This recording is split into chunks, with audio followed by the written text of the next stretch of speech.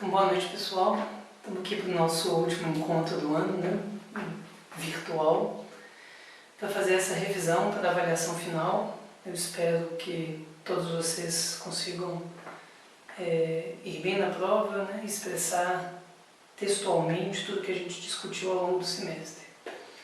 Então, antes de tudo, né, é preciso que vocês tenham em mente, né, que a ética é uma parte da filosofia que está dedicada a estudar a ação humana, né, especialmente focado na ação individual que interfere na vida em sociedade, né? Essa é uma definição que surge na filosofia grega a partir da ideia de ethos, né, que nós discutimos no início do semestre.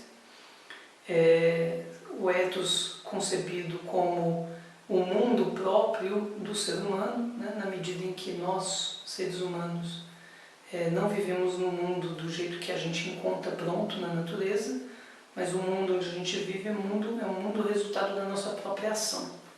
E é sempre um mundo, né, social. Né? O ser humano é um ser que vive em sociedade, e que constrói essa sociedade, né, coletivamente. Então, o ethos ele tem uma dimensão política, né, que é a gestão, né, da vida coletiva, e uma dimensão ética, que é a dimensão da ação individual, né, que pode e deveria contribuir para o bem coletivo. Então, dito isso, eu destaquei aqui 4 conceitos importantes do Aristóteles, né, que é preciso ter em mente, e que vão, digamos assim, sintetizar o pensamento do Aristóteles, né, sobre a ética, né, que são os conceitos de essência, né? Em primeiro lugar. A essência de um ser é aquilo que o distingue de todos os demais, né? Então, se nós estamos falando do ser humano, a essência humana, para Aristóteles, é a racionalidade, né? O fato de que os seres humanos, né, são seres racionais, né? É uma capacidade que o distingue de todos os outros animais. O segundo conceito, o conceito de teleologia. Teleologia, né, vem da palavra grega telos, que quer dizer a finalidade, o fim. Por que o conceito de teleologia é importante para a ética?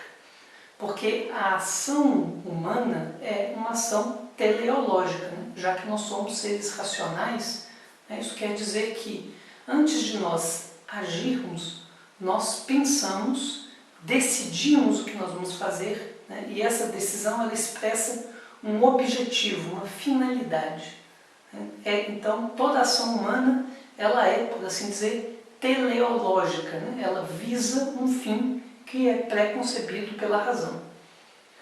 O terceiro conceito, o conceito de eudaimonia. Né? Eudaimonia também vem, né, de uma palavra grega, e no contexto da ética aristotélica ela é uma palavra que está referindo ao sumo bem, né? A ideia de que toda finalidade de uma ação visa um bem. E se algumas coisas são boas porque levam a outras que são melhores, né, esses bens, né, são relativos. Mas se há uma coisa em vista da qual tudo que nós fazemos, né, está subordinado, né, esta coisa é o sumo bem, né, e a gente viu que na ética aristotélica, né, o sumo bem é a felicidade. E por fim, o conceito de virtude, né? Ou virtudes, né? Já que o Aristóteles vai definir que existem 2 tipos, né? Ou grupos fundamentais de virtudes, que são as virtudes morais e intelectuais. Mas para entender isso, a gente tem que entender a teoria da alma do Aristóteles, né? O Aristóteles, até como resultado dos seus estudos de biologia, né, da comparação entre as diferentes formas de seres vivos, né, ele apresenta o conceito de alma, né? Alma é aquilo que anima um corpo, né, que dá vida a um corpo, e cada tipo de ser vivo tem um tipo de alma, né, diferente, e essas almas são capazes de exercer diferentes atividades, né? Então a mais básica atividade da alma é a atividade vegetativa, que é responsável pela né, reprodução biológica, nutrição, etc. Né, essas funções inconscientes, né, isso que é a sua característica distintiva. Alguns outros seres vivos, né, no caso dos animais, têm também a alma apetitiva. Né? Aqui eu destaquei, né, como uma das capacidades ou atividades da alma apetitiva as nossas paixões, né, que são tudo aquilo, né, que causa sensações de prazer ou dor, né, os afetos, os sentimentos. Essa não é a única atividade da alma apetitiva. A alma apetitiva é responsável também pela produção da memória, né, pelo registro, né, de acontecimentos, né, sendo que a capacidade de memória do ser humano é muito maior que a capacidade de memória dos animais, né, inferiores. E, por fim, né, a alma do ser humano tem uma atividade, uma capacidade racional. Né? E essa capacidade racional, né, ela se expressa também em algumas atividades, né, dentre as quais eu destaquei a ciência e a prudência. Também não são as únicas atividades da alma racional. Né? Por exemplo, a técnica, né, a capacidade de confeccionar objetos concebidos, né, pela mente por meio do trabalho, né, essa também é uma capacidade racional. Né? Existem também outros tipos, né, de capacidades intelectuais, né, que o Aristóteles vai distinguir da ciência, mas, né, para o nível, né, dos limites, né, da questão que nos interessa, né, é interessante mencionar a ciência e a prudência na medida em que elas estão ligadas a dois tipos diferentes de atividades da alma que também podem alcançar uma excelência. Né? E aí, né, nós chegamos no conceito de virtude. Né? A virtude, ela é uma excelência no exercício dessas capacidades da alma racional. Né? Então, as virtudes intelectuais, né, elas são a excelência, né, no exercício da capacidade intelectual, né, de conhecimento do ser humano. E as virtudes morais, né, então, o que são? Né? Elas são uma excelência no exercício de uma capacidade muito específica, né, do ser humano, que é a capacidade da nossa razão, por meio da faculdade da prudência, né, controlar as paixões. Né? Então, essa é uma parte crucial da teoria da alma do Aristóteles, o que diz totalmente respeito à ética. Né? O fato de que o Aristóteles afirma que a nossa alma racional tem a capacidade de controlar as nossas paixões, né? Porque esses sentimentos de prazer e dor, eles produzem impulsos, né? Instintos para ações, né? Que podem gerar ações precipitadas, né? E que podem, eventualmente, produzir um resultado muito maléfico para a sociedade. Né? Se todas as pessoas seguirem os seus instintos, os seus desejos, né, mais imediatos, né, a sociedade pode virar uma guerra de todos contra todos. Né? E, naturalmente, a filosofia ética, ela visa, né, encontrar meios para, né, que isso não aconteça. Ora, como que se dá, na teoria do Aristóteles, esse controle das paixões ou dos desejos pela alma racional? Né? Se dá pelo hábito. Né?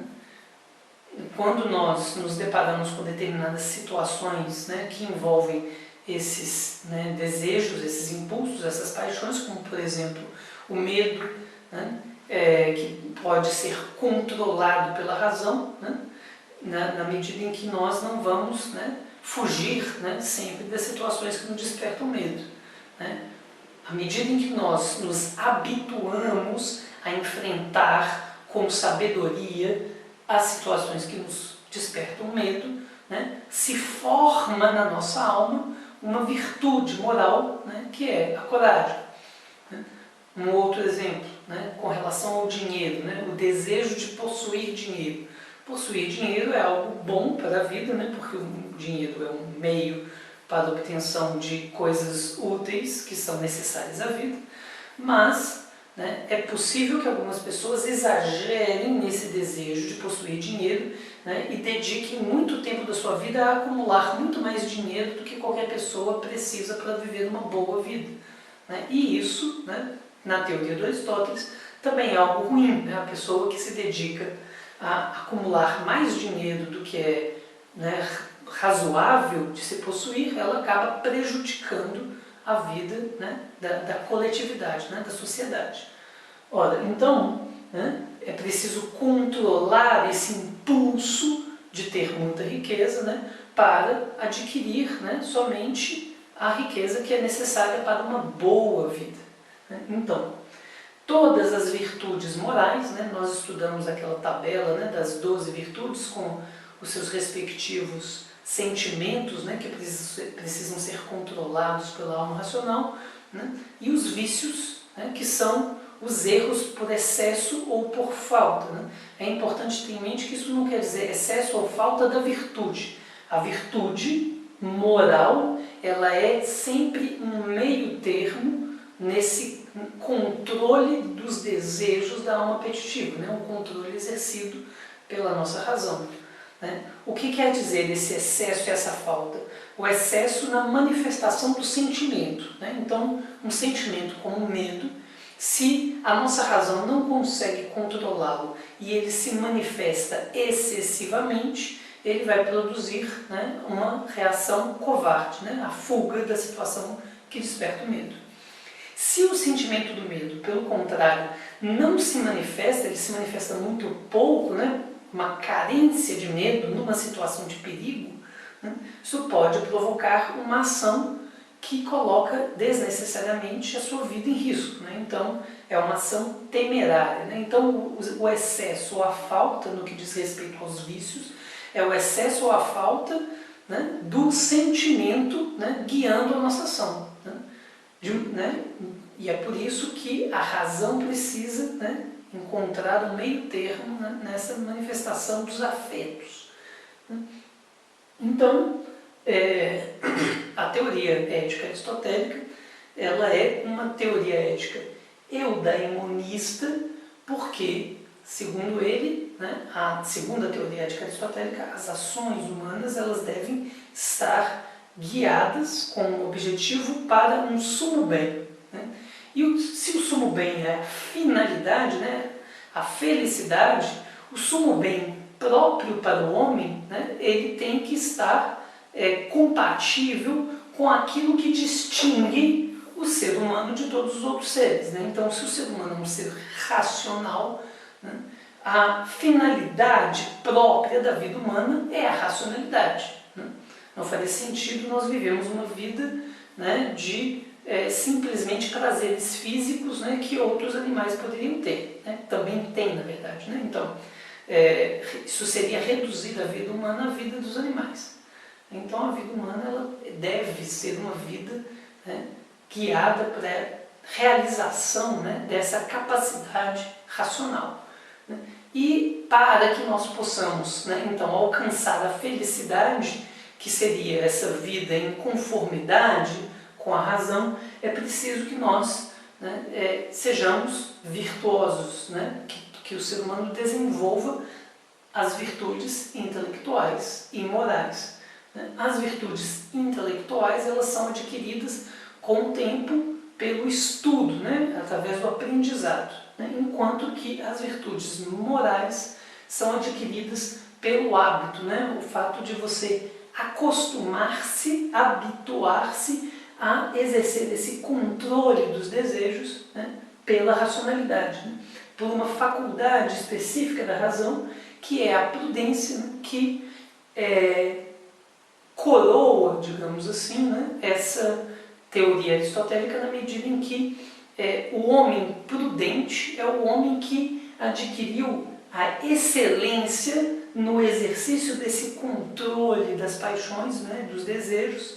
Então, o homem prudente é o homem que tem, né, fixado na sua alma essa tendência a agir bem, né, controlando esses desejos, esses impulsos naturais.